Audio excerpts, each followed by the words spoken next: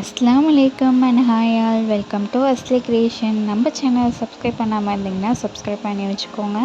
இன்றைக்கி நம்ம என்ன வீடியோ பார்க்க போகிறோன்னா, கிட்னி பீன்ஸ் எப்படி கிரேவியாக செய்கிறது, அதாவது ராஜ்மா எப்படி செய்கிறதுன்னு நம்ம பார்க்கலாம்.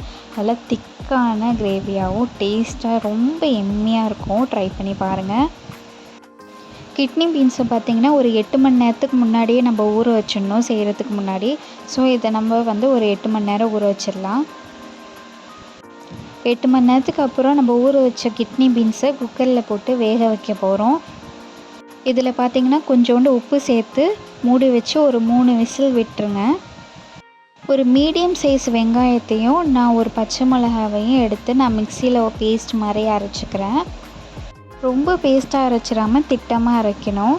நெக்ஸ்ட்டு பார்த்திங்கன்னா மீடியம் சைஸ் தக்காளி 2 எடுத்திருக்கேன். அதையும் நம்ம மிக்சியில் பேஸ்ட்டாக அரைச்சி எடுத்துக்கணும்.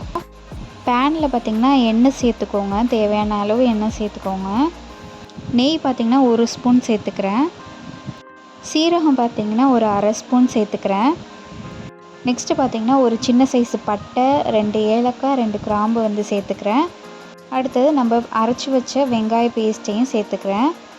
வெங்காய பேஸ்ட்டு நல்லா வதங்குற வரைக்கும் நீங்கள் வதக்கிக்கோங்க. சிம்லேயே வச்சு தான் வதக்கணும், ஏன்னா நம்ம பேஸ்ட்டு பண்ணியிருக்கோம், டக்குன்னு தீஞ்சிரும்.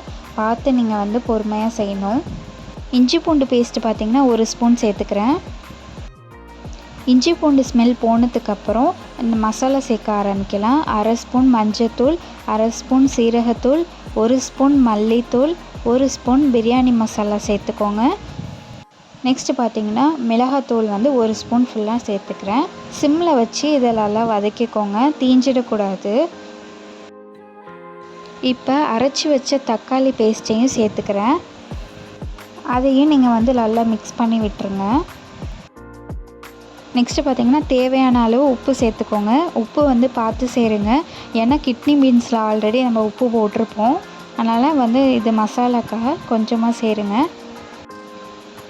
விசில் போயிடுச்சு, இப்போ எடுக்கலாம்.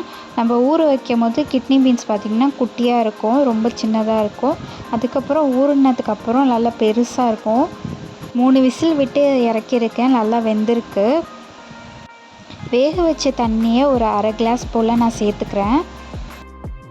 கிட்னி பீன்ஸ் வேக வச்ச கிட்னி பீன்ஸை பார்த்திங்கன்னா ஒரு கைப்பிடி அளவு எடுத்து மிக்சியில் போட்டு கொஞ்சோண்டு தண்ணி ஊற்றி நான் ஒரு பேஸ்ட்டு மாதிரி அரைச்சி அதையும் நான் சேர்த்துக்கிறேன்.